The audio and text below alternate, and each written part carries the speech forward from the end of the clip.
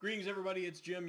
With all the hubbub going on with the OGL, Wizards of the Coast, and Dungeons and Dragons, and the most popular saying right now is, how do we slay the beast?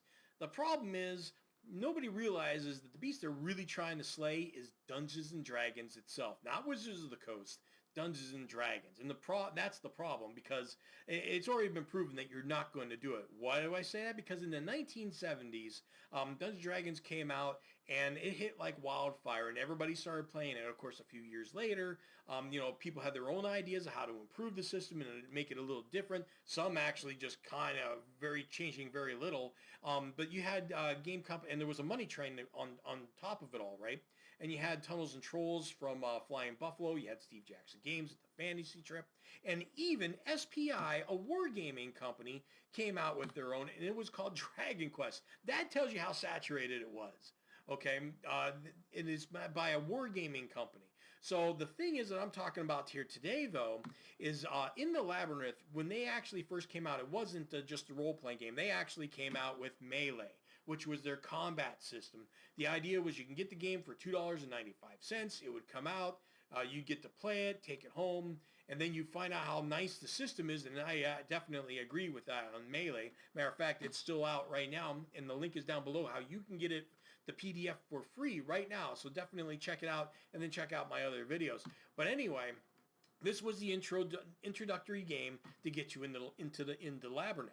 Well, that's where Dragon Quest comes in and what the video we're talking about today.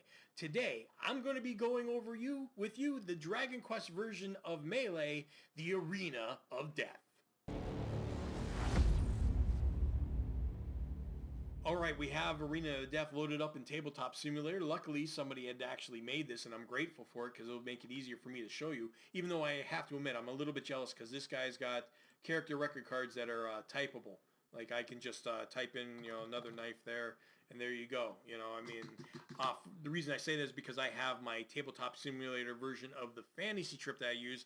That it's really coming along nicely. But I would love to have this. So if you know how to do scripting, I'm sure it's not hard. I just don't know how to do it. So if you can either run me through it so I can learn, or you want to volunteer to help me out with that, let me know in the comments down below. But anyway, one of the things about the Arena of Death that really shook me a little bit was the fact that there were so many similarities to Melee. Now from Steve Jackson Games, there are major differences. So it's definitely its own thing. But I'm wondering how much they took from Melee as a framework and said, well, let's go off on that. And did they do it successfully? Did they not? Well, let's find out. Now, some of it's forgivable because some of it's actually just wargaming 101, like being engaged, right? You have a character, you're moving up into the enemy, first 3 hexes, you can't move anymore. That's being engaged. Yeah, they use that too, but that's wargaming 101, so no problem there. Let's go over the attributes of the characters here. Okay, PS is physical strength, MD manual dexterity, then you got agility, endurance, fatigue, willpower. I'll go over these other 3 in a little bit. PS for physical strength, what it really comes down to is what kind of weapon you can hold. Okay, that one's similar to the Fantasy Trip, with the exception that manual dexterity is also a prerequisite there. Okay, so you got to meet the physical strength and the manual dexterity. So they kind of go off on a little twist on that. So that's interesting. Now, agility is actually about dodging. So basically, manual dexterity and agility is basically your dexterity stats split up. Manual dexterity is about hitting somebody. Agility is about dodging somebody. Simple enough.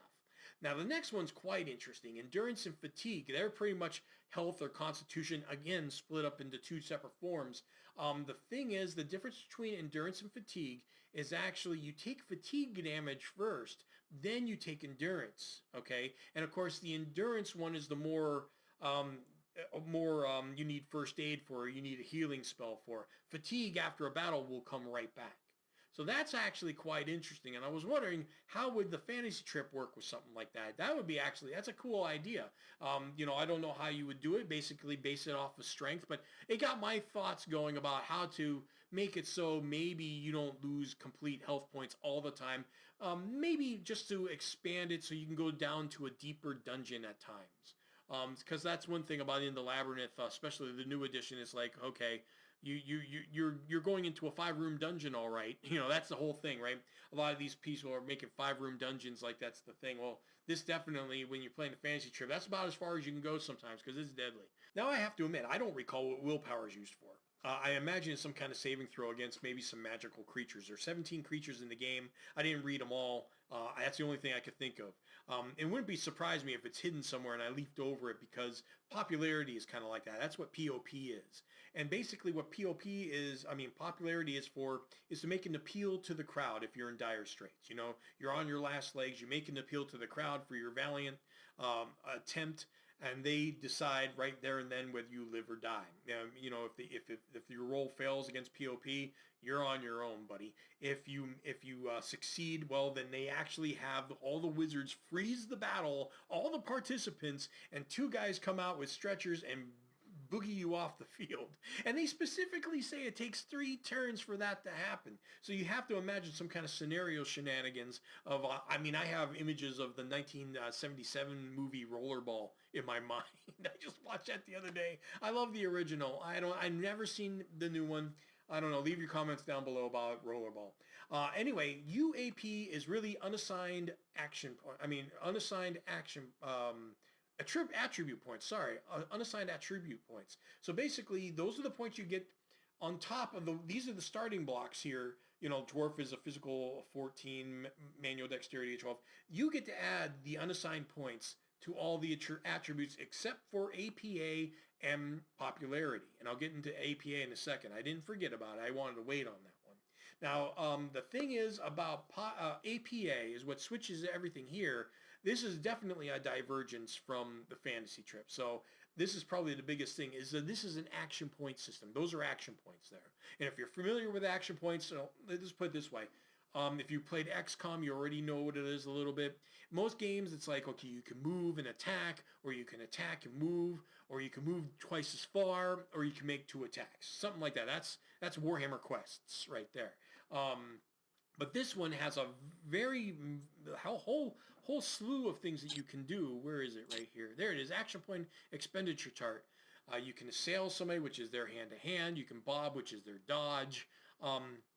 Cache a weapon, drop, evade. I mean, the list goes on. You got all kinds of things you can do, and it costs action points. Now, the thing is, you might be thinking is, okay, so since it's my turn, when it's my turn, I get to just use all my action points. No, that's not how it works. Now, one thing it does have in similar with the fantasy trip, it goes in order of agility, okay, in some form of dexterity, right? So the ones that are more agile get to go first. So they got that one from the fantasy trip, I'm thinking there.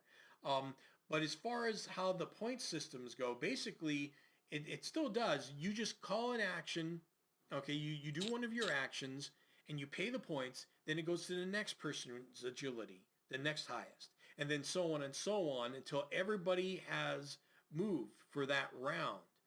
Then, or they call it a pulse. Sorry, they call it a pulse. Then it goes back to the first person, and if they have any points left, they can make another action. So basically, you get more action. You don't get to use them all at once, but you do. I mean, if everybody runs out of points and you have a high action point total, you're going to get more actions than everybody else. You just wait. You'll get them at the end when everybody else is dead in the water. Okay, so that's kind of a cool thing. All right, let's go over weapons, how to hit somebody, and how to do damage, okay? Because it's a pretty interesting idea.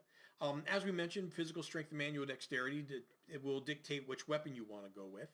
And the thing is, physical strength will increase the damage modifier, the DM, okay?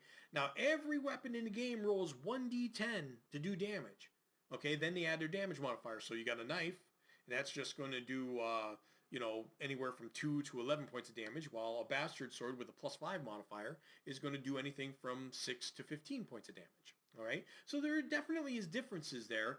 It's not a bell curve, which is interesting enough. That's the only difference here. There's not really there's still an average, but it's not a bell curve to figure out all the time. It actually can vary quite a bit. Now, as far as your chance to hit, that's BC. That's a base chance to hit. And this is a D100 system, by the way. Okay. Now, which basically means you roll D100, and basically if your base chance or less, you've hit the guy.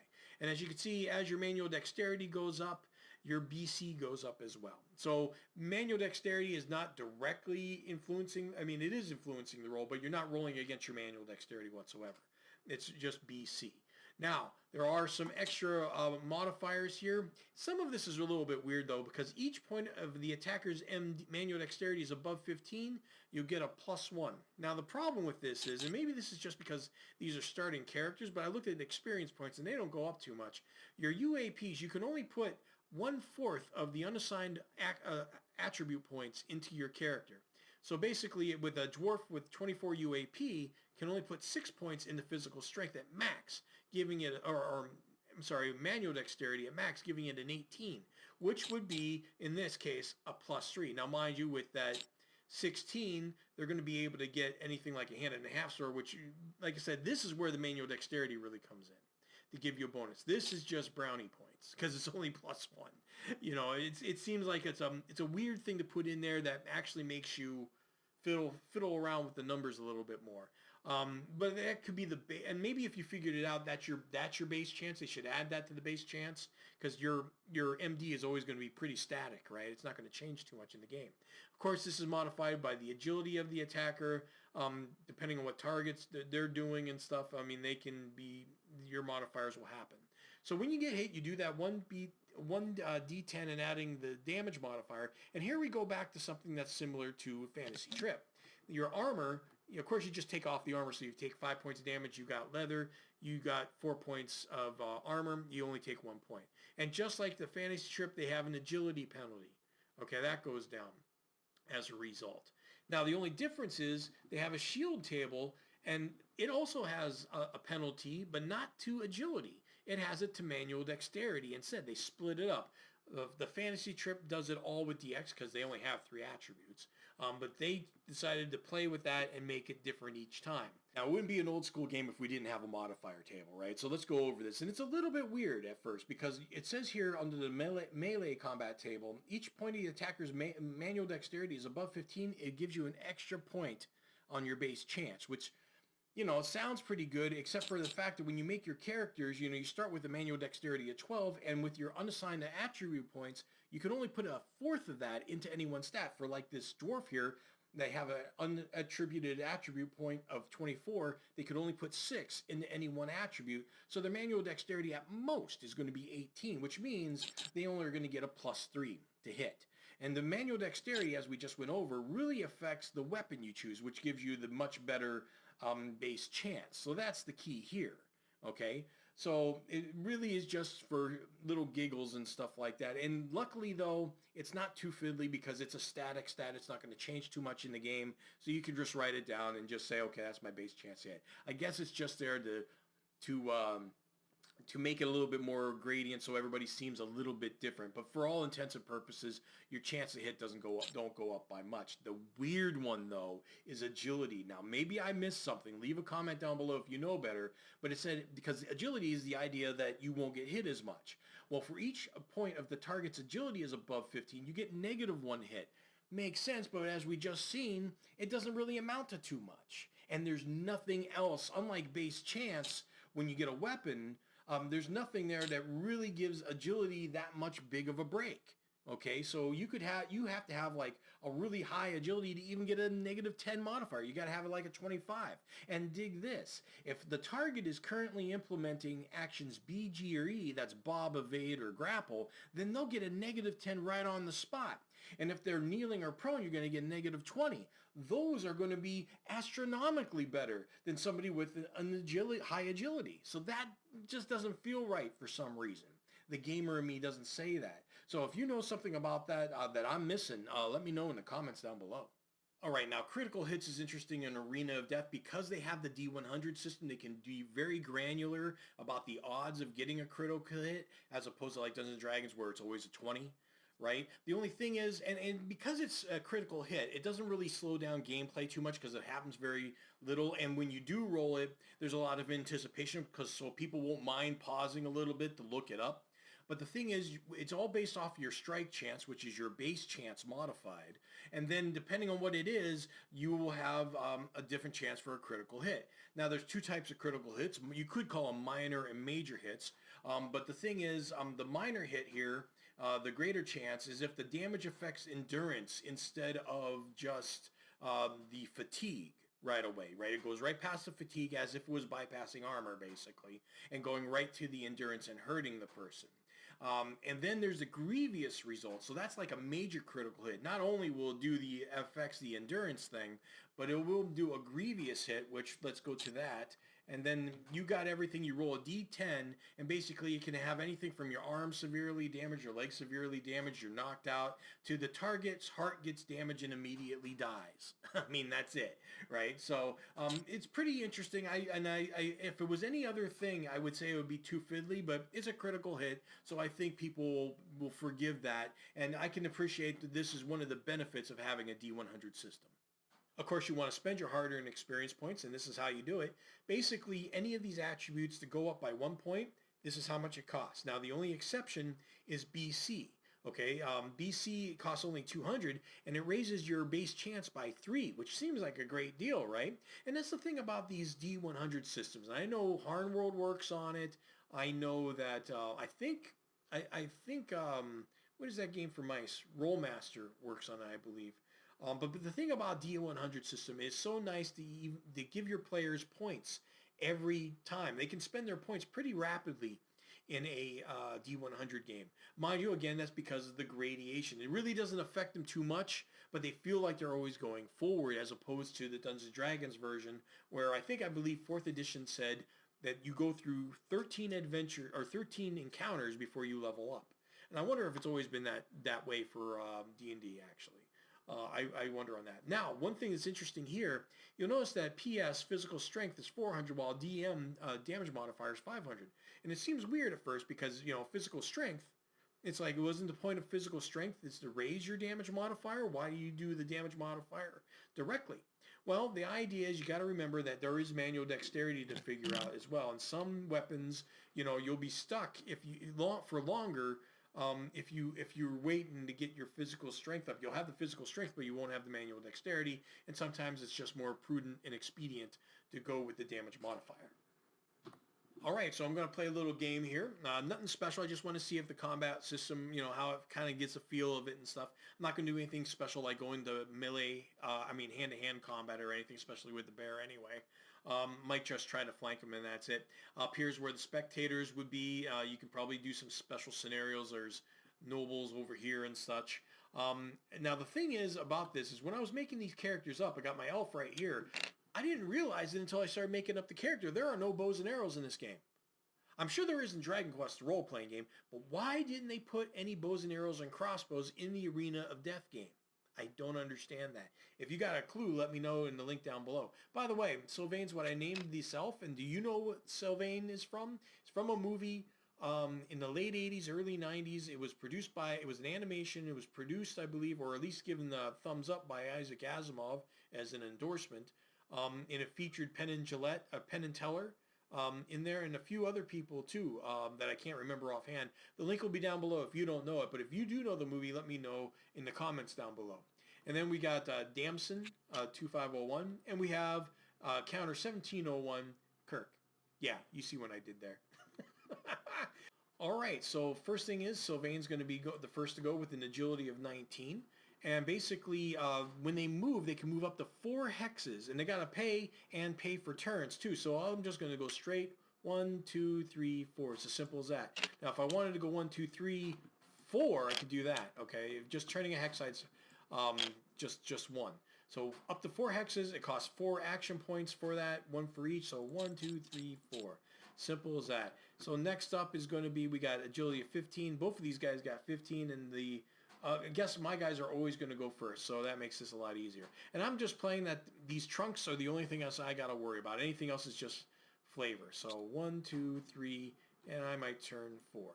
And then 1, 2, 3, 4. And I can move these guys. So it's 1, 2, 3, 4, and 1, 2, 3, 4.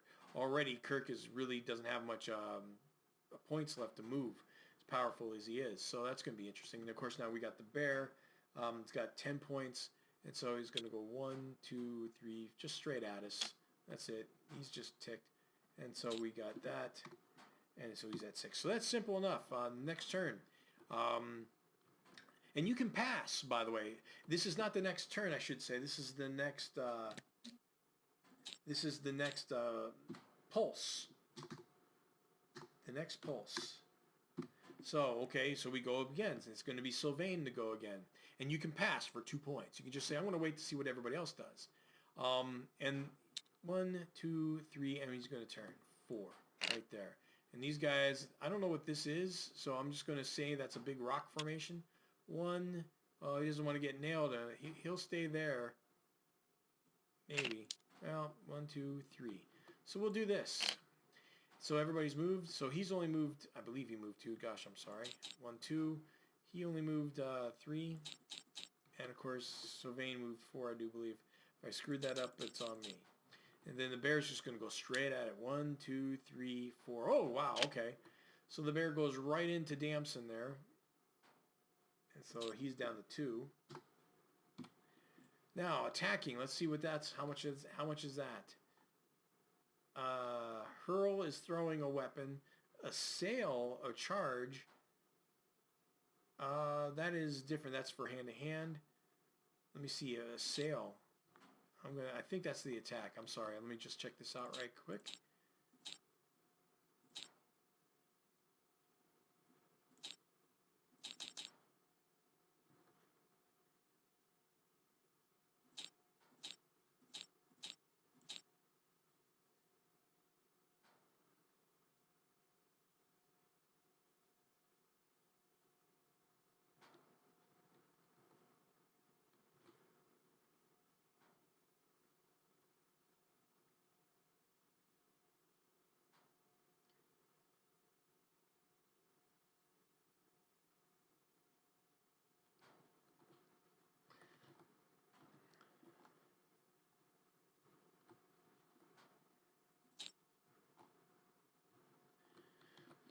All right, so this is interesting. Basically, a sale costs 4 points. So right now, even though the bear's right up in his grill for Damson, he's not going to be able to do anything this turn. Okay, he's down to 2, and these points don't carry over. So that's going to be good for them, actually. So Damson's got everybody's got plenty of points. Of course, Kirk can't fire either, but he can get ready to get behind him. He'll move. Well, wait a minute, it's not his turn yet. So this is interesting. Okay, so this is an interesting concept here. I moved the bear really quick, straightforward, but he's not going to be able to attack. The bear's too angry because it costs 4 to attack. Just found that out. So it's just a bear, so I'm not feeling too guilty about making him at a disadvantage. Damson's going to be able to, but let's start with Sylvain. So it's like, now to assail, you have to already be there. Okay, so you can change your facing, but you can't move. All right, so Sylvain with only 2 points left is just going to go 1, 2, well, 2 right there. Actually, can't even, not even enough to change facing. He's in the strike zone, as they call it, so it's okay. So now is Damson's turn. He can actually attack. He's got 5 points, and he's going to do it. He's scared to death. He's not going to take this, and he can next turn he can bob and weave and all that stuff. Next turn, right now he gets a free attack, so he's going to take it. So his base chance with the broadsword's 55. Let's roll first and ask questions later. Roll it! Oh gosh. 72. That's under. I mean, that's over. So that's no good. Let's lock this baby in. Alright, so 72 is just a blatant miss. Don't even have to figure out any of the extra bonus stuff. And of course, Kirk now, Sylvain did that. Kirk is going to go behind him as well with only 3 points. So it's going to be 1, 2, 3, so he can get right behind him. And so he's done. And now the bear's done. Doesn't have anything. He's just going to pass because he got nothing else to do. He wants to attack, right? So that's going to be nothing. So now he's going back up to 10 points. So let's get ready for the next turn here. 1, 2, 3. Oh, come on. I'll get ready for the next turn and fast forward this.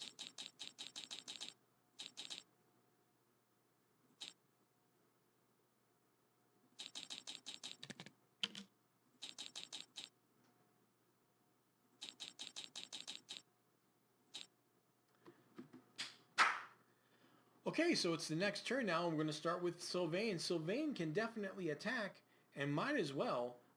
He's going to be able to shift. It's going to cost 4 to do this. 1, 2, 3, 4.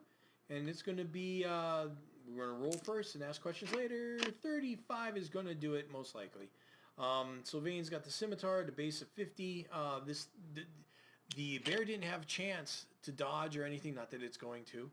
So he hits. Sylvain hits. Let's move these. Move these dice down. Wonder why a D20's on this guy. But let's roll it. Damage is going to be 10 plus 3. So already the bear fatigue first. Wow, with 33 fatigue. So 13. So down to 20 fatigue. Yowza! This thing's got quite a bit of hit points, actually. This is going to be interesting how fast they can nail this guy down. So Sylvain's down. Damson is worried for his life now. So he's actually going to... See, the problem is, this I have a problem with. He can dodge. It's only going to be a negative 10% to change something. That's all it's going to give him. He might as well attack. It's not even in his best interest. You see what I'm saying about the numbers here? They don't make any sense. A negative 10 to withgo your attack to kill this thing? No way. That doesn't make sense to me. Do you know anything? Leave comments down below. He's going to swing. Bada bada. So already, I see this as a swingy game. 15. So he hits. So we got... Let's go here with a plus 4. Jeez. 14. Okay. So we got down to 6 endurance. Oop, 6A. So, I mean, 6 fatigue. All right. So now Kirk's going to go, and he's behind him, so he's got all kinds of bonuses here. Let's see if he gets close. 63 might be a problem. 65 is the base chance. So him being behind is easy enough. Easy peasy. All 3 of them hit like massive guys. 6 plus 3 is 9. So he's down with the fatigue, and he's already got down to 35 endurance. Now the bear gets to attack, though. And he has 2 claws. And that's what he's going to use. So, and guess who they're both going at? And they're only 35s. Miss for 1 is 64. There's no chance on that. And a 62. There's no go. Now we go to the next, I want to call it a phase. The next pulse. The next pulse. And guess what? Sylvain's just going to go have at it again. And simple enough. Boom. 7 will definitely hit. And wow, these guys don't like these bears, man. It's like, man, don't mess with me. Okay, so 13 points. So now we're down to 22. Wow. All right, so I guess Damson's feeling like this is going to be the best thing to do because he's got one more attack anyway. I think they're going to survive this. There's no doubt. 61. Ooh. Okay, and he's a 55. He's got 61. He's in front of the guy. The bear's not doing anything fancy. Okay, so 1 plus 1 for everything above. Okay, I gave him a 15 on purpose so I wouldn't have to figure that out, actually. And then agility is a 13, so it's a plus 2 for that. But that's still 61, 55. Oh, it's definitely not going to be enough unless there's something else going here. In the sail, is there anything for an A? No, not kneeling, prone, or hexite. He's right in front of him. Okay. Attacker is changing facing anytime this pulse. Well, that's a negative 10 to hit just because you change facing? Interesting concept. All right, so he missed. There's no doubt. So we go to Kirk. 80. That's no go there. So now we get to the bear. And the bear is definitely going to attack. He didn't lose his points the first time. So he's going to attack again. He is definitely going after Damson. And he misses Damson. So now we are at the next pulse. And now Sylvain can't do anything just other than pass. So we'll put him back up to 11. And then we've got Damson, which can attack. I don't like the fact that he's not dodging. It just makes sense that he would. 97. Oh, gosh. 97. That is a critical miss, I do believe. But they don't have that here. They don't have that here. They only have critical hits. You could drop a weapon. I do believe they said that you could drop a weapon. I believe they did. Let me see here. You know what? I'm going to worry about it later. 97 is pretty close, though. So maybe I'll just say he dropped and he's got to bring out a new weapon. I'll just say it. He dropped it. So we got Kirk here, and he can't. Oh, yes, he can. He can attack. Let's see what he gets. 20 will do it. And he's got a plus 6, 6, 12. So 12, 10 points left on the bear. And the bear did his last attack, so he's going to pass.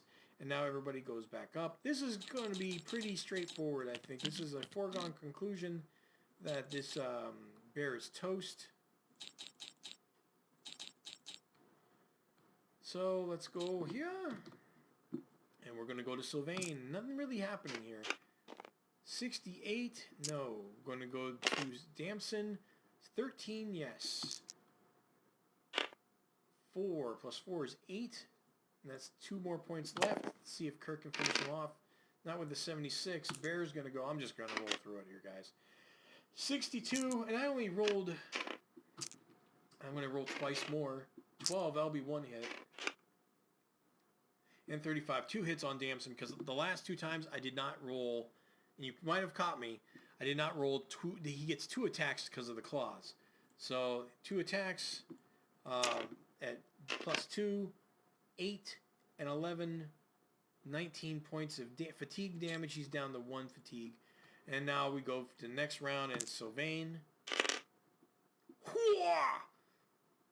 Totally broke his weapon, so he's done. 99. Damson breaks. I already had him breaking his weapon, so now he's done. And Kirk with the 29 may save the bacon. 8, and that'll do it. My gosh, these guys both break their weapons at the end. I mean, I had him drop him, but he just broke it while he was trying to get another. That's okay. So what did that do? Was there anything really majorly tactical there? No, I wouldn't say so. Get behind the guy and go. Did I like the point system idea of it? I did. It kind of added a little bit of, you know, I can move, but I can't attack. I move too much. I did like that. Obviously, these the endurance and fatigue make it so there's a lot more die rolling. Okay, unlike the fantasy trip where, you know, you're not just slacking it. That bear or you would probably be gone a lot faster, and that might be the reason why they have the modifiers as they do, because it's very, you know, it's like a 10% chance increase may not matter all that much when you're just rolling once and stuff like that. But in this, you're rolling a lot. So I wondered if I would like Arena of Death more if I didn't encounter the fantasy trip first, or at least back in the day when I only played Melee for a little bit. Would I have liked the Dragon Quest system or Arena of Death? And I think I might have liked it enough because, you know, the flavor of the day for the late 80s, early 90s was more detail is better. You know, it often wasn't.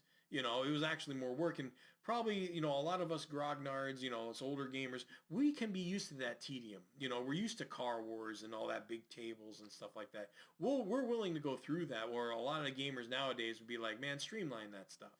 Steve Jackson's A Fantasy Trip's already pretty streamlined. Now, there's 2 ideas, though, that I did like in Arena of Death, and there might be more, but the 2 that come right off the top of my tongue are the action point system. I would love to try to experiment with that in the fantasy trip. Just use your dexterity, right? And of course, that makes dexterity even more valuable, and some people argue that that's the stat to have all the time, so maybe making it more powerful is not the greatest idea. But also the idea of you know, having a buffer of fatigue in front of your regular hit points. I kind of like that idea.